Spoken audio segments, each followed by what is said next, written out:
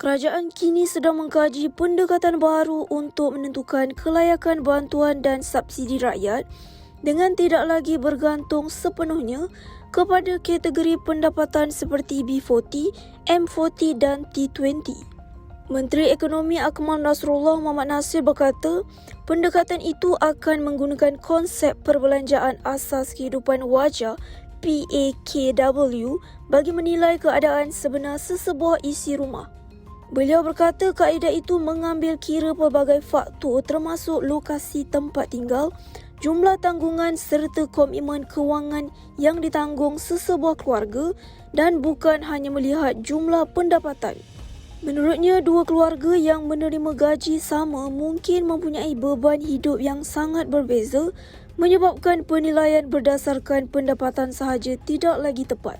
Beliau turut menjelaskan bahawa cadangan itu masih di peringkat perbincangan dan belum diputuskan sama ada ia akan menggantikan sistem B40, M40 dan T20 secara rasmi.